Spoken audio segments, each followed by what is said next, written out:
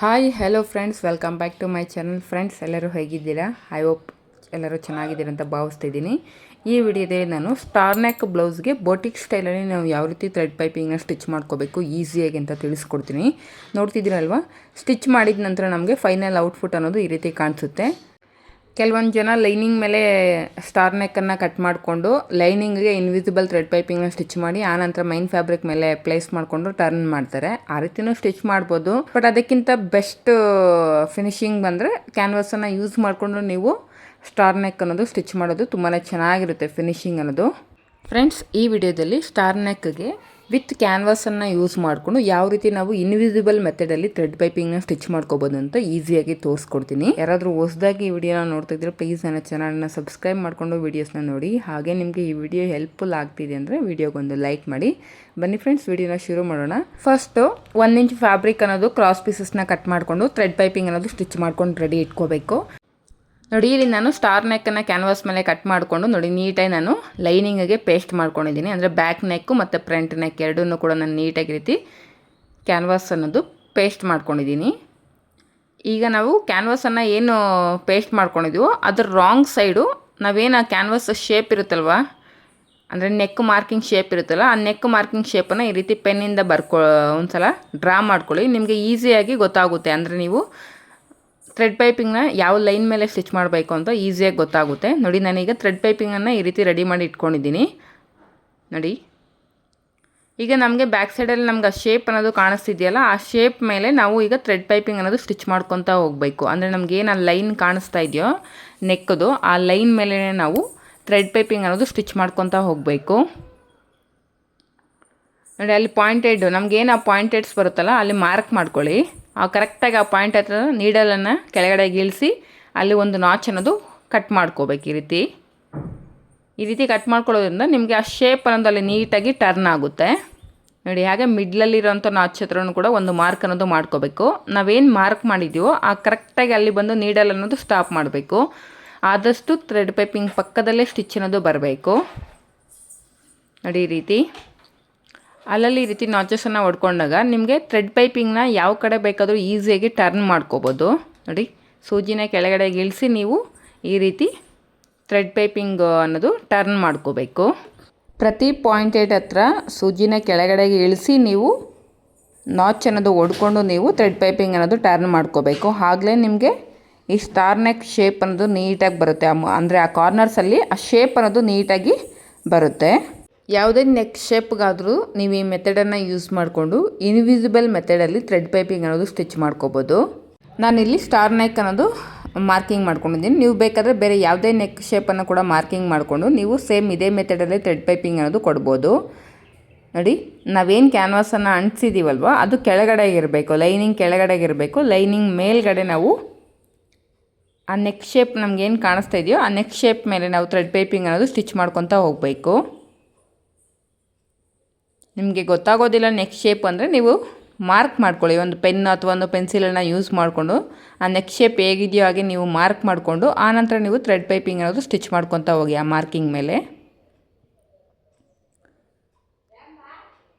ನೋಡಿ, ಇನ್ನೊಂದು ಫ್ರಂಟ್ ಪಾರ್ಟಲ್ಲಿ ಇನ್ನೊಂದು ಸೈಡ್ಗೂ ಕೂಡ ನಾನು ಇದೇ ರೀತಿಯೇ ಪೈಪಿಂಗ್ ಅನ್ನೋದು ಸ್ಟಿಚ್ ಮಾಡ್ತಾಯಿದ್ದೀನಿ. ಆ ಪಾಯಿಂಟೆಡ್ ಏನು ಬರುತ್ತೋ ಆ ಪಾಯಿಂಟೆಡ್ ಹತ್ರ ಕರೆಕ್ಟಾಗಿ ನೀವು ಶೇಪ್ ಅನ್ನೋದು ಕೊಟ್ಕೋಬೇಕು.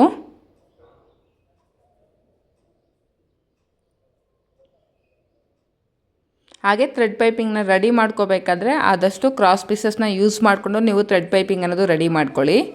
ಈಗ ಮೈನ್ ಫ್ಯಾಬ್ರಿಕನ್ನು ತೊಗೊಂಡು ಮೈನ್ ಫ್ಯಾಬ್ರಿಕ್ಕು ರೈಟ್ ಸೈಡ್ ಮೇಲೆ ನೋಡಿ ಲೈನಿಂಗ್ ಅನ್ನೋದು ಪ್ಲೇಸ್ ಮಾಡ್ಕೊತಾ ಇದ್ದೀನಿ. ಅದಕ್ಕೂ ಮೊದಲು ನಾವೇನು ಕ್ಯಾನ್ವಾಸನ್ನು ಸ್ಟಿಕ್ ಮಾಡಿರ್ತೀವಲ್ವ ಲೈನಿಂಗ್ ಸೈಡು, ನೋಡಿ ಅದನ್ನು ಎಡ್ಜಲ್ಲಿ ಒಂದು ಸ್ಟಿಚ್ ಅನ್ನೋದು ಹಾಕ್ಕೋಬೇಕು. ಕ್ಯಾನ್ವಾಸ್ಗೆ ಎಡ್ಜಲ್ಲಿ ಒಂದು ಸ್ಟಿಚ್ ಅನ್ನೋದು ಹಾಕ್ಕೊಂಡಿದ್ದೀನಿ. ಈಗ ನಮ್ಗೆ ಆ ಸ್ಟಿಚ್ ಅನ್ನೋದು ಕಾಣಿಸ್ತಾ ಇದೆ. ನಾವೇನು ಥ್ರೆಡ್ ಪೈಪಿಂಗ್ನ ಸ್ಟಿಚ್ ಮಾಡಿದ್ದೀವಲ್ವ ಆ ಸ್ಟಿಚ್ ಅನ್ನೋದು ಕಾಣಿಸ್ತಾ ಇರುತ್ತೆ ನಮಗೆ ಕ್ಯಾನ್ವಾಸ್ ಮೇಲೆ. ಆ ಸ್ಟಿಚ್ ಮೇಲೇ ಸ್ಟಿಚ್ ಬರೋ ಥರ ನಾವು ಸ್ಟಿಚ್ ಅನ್ನೋದು ಹಾಕ್ಕೋಬೇಕು. ನೋಡಿ, ಮೈನ್ ಫ್ಯಾಬ್ರಿಕ್ ಮೇಲೆ ಕ್ಯಾನ್ವಾಸ್ ಮೇಲೆ ಬರೋ ಥರ ಈ ರೀತಿ ಪ್ಲೇಸ್ ಮಾಡಿಕೊಂಡು ಲೈನಿಂಗ್ ಅನ್ನೋದು ನಮಗೇನು ಆ ಸ್ಟಿಚ್ ಕಾಣಿಸ್ತಾ ಇದೆಯೋ ಆ ಸ್ಟಿಚ್ ಮೇಲೇ ನಾವು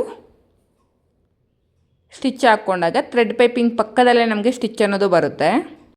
ಬ್ಯಾಕ್ ಪಾರ್ಟಲ್ಲೂ ಅಷ್ಟೇ ಕ್ಯಾನ್ವಾಸ್ ಎಡ್ಜಲ್ಲಿ ಲೈನಿಂಗ್ಗೆ ಒಂದು ಸ್ಟಿಚ್ ಅನ್ನೋದು ಹಾಕ್ಕೋಬೇಕು. ನೋಡಿ ಈ ರೀತಿ. ಈಗ ಮೈನ್ ಫ್ಯಾಬ್ರಿಕ್ ಅನ್ನೋದು ತೊಗೊಂಡು ಮೈನ್ ಫ್ಯಾಬ್ರಿಕ್ಕು ರೈಟ್ ಸೈಡ್ ಮೇಲೆ ಕ್ಯಾನ್ವಾಸ್ ಮೇಲೆಗಡೆ ಬರೋ ಥರ ಪ್ಲೇಸ್ ಮಾಡ್ಕೊತಾ ಇದ್ದೀನಿ ಲೈನಿಂಗನ್ನು. ಈಗ ನಿಮಗೆ ಕಾಣಿಸ್ತಿದೆಯಲ್ವಾ ಸ್ಟಿಚ್ ಅನ್ನೋದು, ಆ ಸ್ಟಿಚ್ ಮೇಲೇ ನಮ್ಗೆ ನೆಕ್ ಶೇಪ್ ಹೇಗಿದೆಯೋ ಹಾಗೆ ನಾವು ಸ್ಟಿಚ್ ಹಾಕ್ಕೊಳ್ತಾ ಹೋಗಬೇಕು. ಆ ಕಾರ್ನರ್ಸ್ ಹತ್ರ ಬಂದಾಗ ನೀಟಾಗಿ ಥ್ರೆಡ್ ಪೈಪಿಂಗು ಎಡ್ಜ್ವರೆಗೂ ಸ್ಟಿಚ್ ಅನ್ನೋದು ಹಾಕ್ಕೊಳ್ಳಿ. ಒಂದು ಸಲ ಈ ರೀತಿ ಟರ್ನ್ ಮಾಡಿಕೊಂಡು ಚೆಕ್ ಮಾಡ್ಕೊಳ್ಳಿ ಥ್ರೆಡ್ ಪೈಪಿಂಗ್ ಕರೆಕ್ಟಾಗಿ ಕಾರ್ನರ್ಸ್ ಹತ್ರ ನೀಟಾಗಿ ಬಂದಿದೆಯಾ ಇಲ್ವಂತ. ಒಂದು ವೇಳೆ ಬಂದಿಲ್ಲ ಅಂದರೆ ಇನ್ನೊಂದು ಸಲ ನೀವು ಸ್ಟಿಚ್ ಅನ್ನೋದು ಹಾಕ್ಕೋಬೇಕಾಗುತ್ತೆ.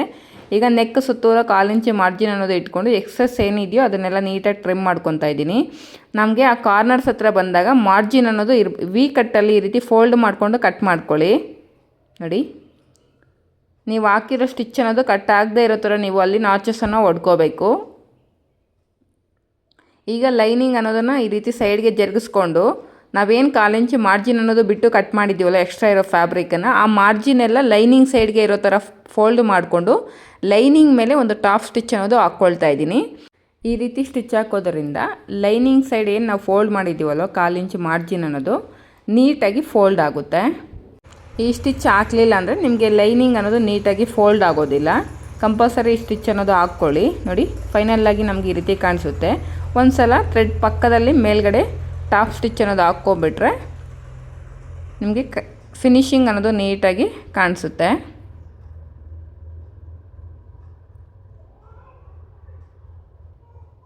ಥ್ರೆಡ್ ಪಕ್ಕದಲ್ಲೇ ಸ್ಟಿಚ್ ಅನ್ನೋದು ಹಾಕ್ಕೊಳ್ತಾ ಇದ್ದೀನಿ.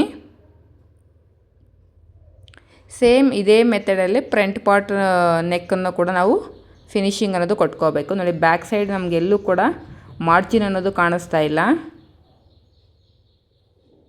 ಇಲ್ಲೂ ಕೂಡ ಅಷ್ಟೇ 1/4 ಇಂಚ್ ಮಾರ್ಜಿನ್ ಅನ್ನೋದು ಇಟ್ಕೊಂಡು ಎಕ್ಸ್ಟ್ರಾ ಇರೋದನ್ನು ಕಟ್ ಮಾಡ್ಕೊಳ್ತಾ ಇದ್ದೀನಿ. ನೋಡಿ, ಆ ಕಾರ್ನರ್ಸ್ ಹತ್ರ ಬಂದಾಗ ನಾವು ಹಾಕಿರೋ ಸ್ಟಿಚ್ ಅನ್ನೋದು ಕಟ್ ಆಗದೆ ಇರೋ ಥರ ಒಂದು ನಾಚ್ ಅನ್ನೋದು ಹೊಡ್ಕೋಬೇಕು. ನೋಡಿ ಈ ರೀತಿ. ಈಗ ಲೈನಿಂಗ್ ಸೈಡ್ಗೆ ಮಾರ್ಜಿನ್ ಅನ್ನೋದು ಫೋಲ್ಡು ಮಾಡಿಕೊಂಡು ಲೈನಿಂಗ್ ಮೇಲೆ ಒಂದು ಟಾಪ್ ಸ್ಟಿಚ್ ಅನ್ನೋದು ಹಾಕ್ಕೊಳ್ತಾ ಇದ್ದೀನಿ. ಈಗ ಇದನ್ನು ಬ್ಯಾಕ್ ಸೈಡ್ಗೆ ಈ ರೀತಿ ಫೋಲ್ಡ್ ಮಾಡಿಕೊಂಡು ಥ್ರೆಡ್ ಪೈಪಿಂಗ್ ಪಕ್ಕದಲ್ಲಿ ಒಂದು ಕಿನಾರ ಸ್ಟಿಚ್ ಅನ್ನೋದು ಹಾಕ್ಕೊಳ್ತಾ ಇದ್ದೀನಿ. ಈ ಸ್ಟಿಚ್ ಹಾಕ್ಕೊಳ್ಳುವಾಗ ಮೈನ್ ಫ್ಯಾಬ್ರಿಕ್ಕು ಮತ್ತು ಲೈನಿಂಗ್ ಎರಡನ್ನೂ ಕೂಡ ನೀಟಾಗಿ ಫೋಲ್ಡ್ ಮಾಡಿಕೊಂಡು ನೀವು ಸ್ಟಿಚ್ ಅನ್ನೋದು ಹಾಕ್ಕೋಬೇಕಾಗುತ್ತೆ. ನೋಡಿ, ಆ ಪಾಯಿಂಟೆಡ್ ಕಾರ್ನರ್ ಹತ್ರ ನಮಗೆ ಶೇಪ್ ಅನ್ನೋದು ಎಷ್ಟು ನೀಟಾಗಿ ಬಂದಿದೆ ಅಂತ. ಹಾಗೆ ಬ್ಯಾಕ್ ಸೈಡು ಕೂಡ ನಮಗೆ ಮಾರ್ಜಿನ್ ಅನ್ನೋದು ಕಾಣಿಸ್ತಾ ಇಲ್ಲ.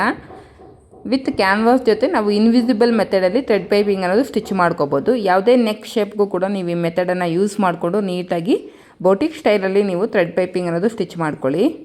ಫ್ರೆಂಡ್ಸ್, ಐ ಹೋಪ್ ಈ ವಿಡಿಯೋ ನಿಮಗೆ ಯೂಸ್ಫುಲ್ ಆಗುತ್ತೆ ಅಂತ ಅಂದ್ಕೊಳ್ತಾ ಇದ್ದೀನಿ.